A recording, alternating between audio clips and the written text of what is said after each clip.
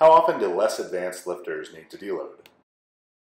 Smaller, weaker lifters are definitely not going to need to deload as frequently as more advanced, bigger, stronger lifters.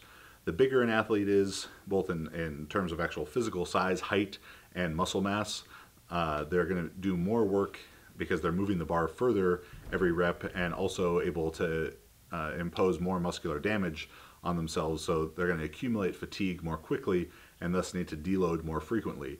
Where a smaller, lighter weight class lifter, less experienced female lifters can maybe go a longer time before they accumulate so much fatigue that they need to take a deload week because they're just able to decay the fatigue faster from session to session because it's not as stressful to their bodies. What position should my shoulders be in during the snatch? When holding the bar overhead in the snatch or the jerk, generally it's best to have your shoulders internally rotated, because what this does is it puts the bar behind your head a little bit further and puts your wrist in a much more stable position.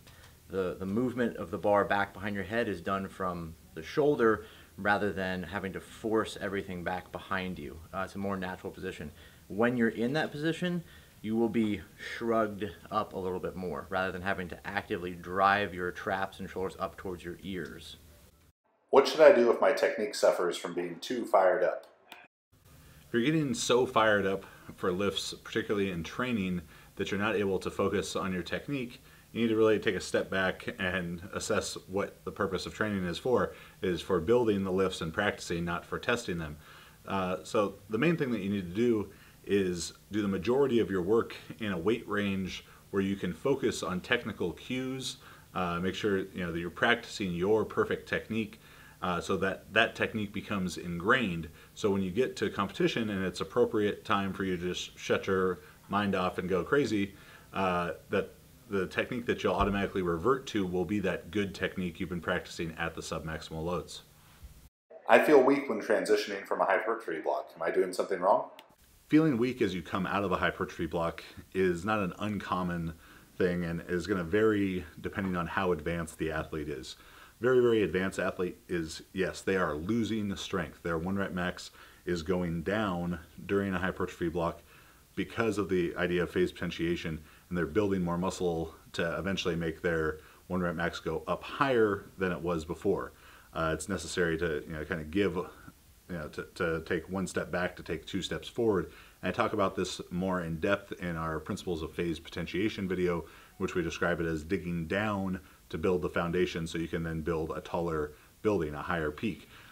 Beginner, intermediate athletes, that's probably more of a psychological effect, just not having felt that heavy weight. As particularly for beginner athletes, there shouldn't be any real loss of 1 rep max strength, assuming you are setting 10 or 8 rep maxes along the way. Are lift ratios a good way to know if I need more strength or technique? Using different strength ratios or ratios between one exercise and another to determine what exercises you should do for Olympic weightlifting movements can be a double-edged sword. On one side, you may find that your lifts are weak on one side, or the snatch here is weak, this exercise is weak. It may not be a physical issue as much as a technical issue, and it may just mean that you need to shift more of your attention to perfecting the skill of lifting. So while it's a good practice to keep an eye and understand what exercises you're doing and how they relate to each other, be careful to not just associate the value of a hang snatch or a block snatch to what your actual snatch should be. You just keep them in check and understand that they're a valuable tool, but it's not the be-all and end-all. How should volume be adjusted during a cut? Regards to volume, as it compares to phasic dieting, like should you cut during high volume or bulk during high volume, really either answer can be correct, but what you definitely don't want to do is make too significant of a cut in volume while you're trying to cut weight, because low volume training is not going to support retaining the muscle that you have as well. So keeping the volume higher as you're doing a cut not only will allow you to eat more and still be in caloric deficit, but will also help you retain the muscle that you have better. Hi, I'm Lizzie Picardi. I'm a 57 kilo powerlifter, and I've been working with Chad from Juggernaut Training System for about 1.5 years right now. And I've been working with him online. My total has increased about 200 pounds in less than 2 years, which is really awesome for someone my size.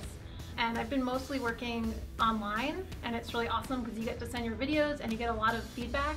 So on top of making my lifts stronger, I've also made a lot of technical adjustments because I've sent videos online and you get feedback really fast for every single video. I highly recommend online training if you're looking to improve your lifts and put weight on your total. I recommend this for anyone, beginner, intermediate, or advanced.